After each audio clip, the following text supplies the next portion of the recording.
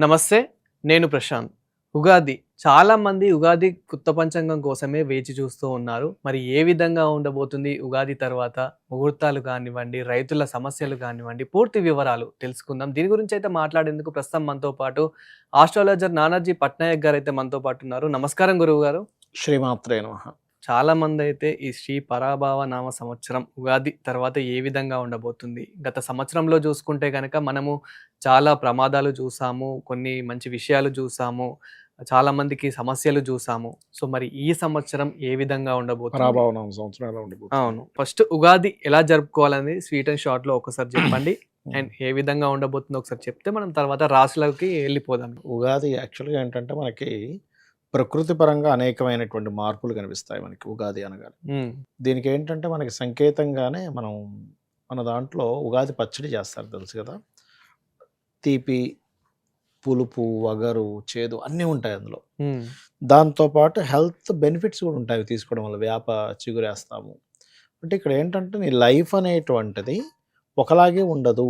హ్మ్. ఒక వైకుంఠ పాలులాగా నిత్యంలో ఉంటాయి, పాములు మింగేవి ఉంటాయి అవును. అని ఒక మెంటల్‌గా నిన్నొక సెట్ చేయడం ఉగాది అనేటువంటిది. అలాగే మనం చూడండి నవనాయక ఫలితాస్ అని ఉంటాయి. అంటే ఈ సంవత్సరం రాజు ఎవరు, మంత్రి ఎవరు, హ్మ్. ఇవన్నీ మనం లాస్ట్‌లో చెప్పుకుందాం. దీనికి ఫలితం కూడా ఉంటుంది. హ్మ్. అదేవిధంగా ఎవరైనా సరే ఉగాది అనగానే ఫస్ట్ చూసేది పంచాంగం తెరిచి ఆదాయం ఎలా ఉంది, వ్యయం ఎలా ఉంది. అవును.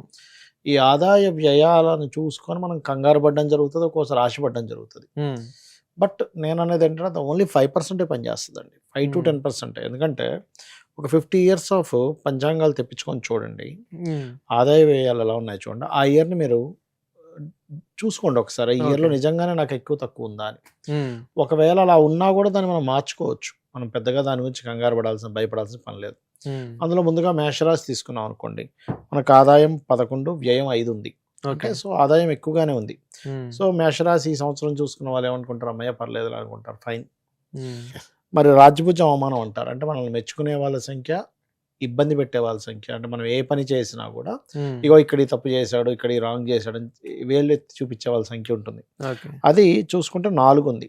హ్మ్. సో, మనం ఇది ఎంతసేపు మనం ఏంటంటే, అయ్యో! ఇలా ఉంది జీవితం ఇలాగే వెళ్ళిపోతుందని అనుకోవడానికి జ్యోతిష్ శాస్త్రం వేస్ట్ ఇంకా. అదే అలాగే ఉండేటట్టయితే. మార్చుకోవడానికి జ్యోతిష్ శాస్త్రం ఉంది. ఎలా అయితే మెడికల్ మీకు హెల్త్ బాలేదు. హ్మ్. డాక్టర్ గారి దగ్గరికెళ్లారు. డాక్టర్ గారు చెప్పారు మీకు. మీకిట్లా ఉంది అని చెప్తే సరిపోతుందా?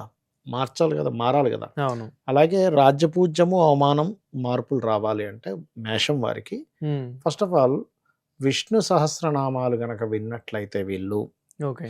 ఎంత సూర్యభగవానుడిని చూస్తూ విష్ణు సహస్రనామాలు వింటారో అవమానం తగ్గుతుంది. హ్మ్. రాజ్యపూజ్యం పెరగాలి అంటే వెంకటేశ్వర స్వామి యొక్క ఆరాధన చేయడం, శని భగవానుడి దగ్గర దీపారాధన చేయాలి. హ్మ్. ఎందుకంటే ఈ సంవత్సరం మొత్తము కూడా 12వ స్థానంలో శని ఉన్నాడు వీళ్ళకి. So, okay. ఏలినాటి శని నడుస్తుంది ఆల్రెడీ. హ్మ్. సో, ఎప్పుడైతే ఏలినాటి శని నడుస్తుందో ఇన్వెస్ట్‌మెంట్స్, ఖర్చుల విషయంలో కొంచెం జాగ్రత్తగా ఉండాలి. హ్మ్. అంతే ఏలినాటి శని అంటే ఏదో ఇస్తుందని కాదు. నేను చాలా సార్లు చాలా ఉదాహరణలు అవును. చెప్పాను. ఏలినాటి శని నడిచేటప్పుడు మోడీ గారు పీఎం అయ్యారు. హ్మ్. అర్ధాష్టమ శనిలో మూడోసారి కూడా అయ్యారు.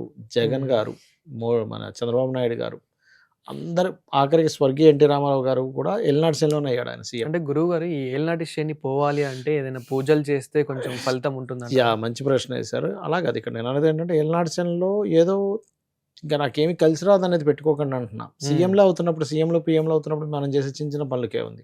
అవును. అయితే ఒకటి శని అంటే కర్మ. కర్మ అనేది పోవడం జరగదండి. హ్మ్. కర్మని నువ్వు కంట్రోల్ చేసుకోవడం అంటే నువ్వు ఆహ్, కర్మ నిన్ను ఇబ్బంది పెడుతున్నా గాని నువ్వు ధైర్యంగా వెళ్ళడానికి తోడ్పడతది. ఎందుకంటే కర్మ లేనిది మనిషి లేడు. ఇప్పుడు మనకేదో కర్మ ఉండడం వల్ల భూమి మీద జీవించున్నాం. కర్మ అనేదే లేకపోతే మనిషి బతకడు ఫస్టు. అవును. కాబట్టి శని పోవాలనుకోకూడదు. శని అంటే ఎవరో కాదు. నువ్వు చేసిన కర్మే శని రూపంలో ఉంది. హ్మ్. సో, దీని ప్రభావం తగ్గాలంటే కాస్త నువ్వులు దానంగా ఇవ్వాలి. ఆయిల్ దానంగా ఇవ్వాలి.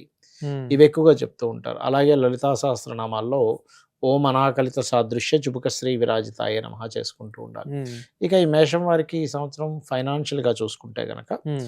కాస్త జూన్ నుంచి బావుందని చెప్పుకోవచ్చు. హ్మ్. అండ్ వీళ్ళు జూన్ వరకు ఎవరితోనైనా అగ్రీమెంట్ చేసుకునేటప్పుడు అది కొంత జాగ్రత్తగా ఉండాలి. కాకపోతే జూన్ తర్వాత ఈ మేషం వారు ఏదైనా ప్రాపర్టీస్ తీసుకునేటప్పుడు ఎంతైనా 4లో గురువు మంచివాడే కానీ, హ్మ్. గురువు యొక్క స్వరూపం ఈ సంవత్సరం డిఫరెంట్‌గా ఉంది. బికాజ్ ఆఫ్ శని, రాహువుల చేత ప్రభావితం అయ్యి ఉన్నాడు. హ్మ్. కాబట్టి ఏదైనా ప్రాపర్టీస్ తీసుకునేటప్పుడు, వాహనాలు తీసుకునేటప్పుడు కాస్త చూసుకొని తీసుకోవాలి. ఓకే. సంతానం విషయంలోని కొంచెం నిర్ణయాలు తీసుకునేటప్పుడు జాగ్రత్త తీసుకోవాలి.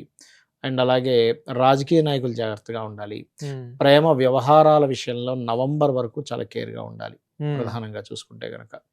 అండ్ అదేవిధంగా ఈ సంవత్సరం వీరికి మొదటి 6th మంత్ వరకు వివాహం విషయంలో అనుకూలత ఉంటుంది.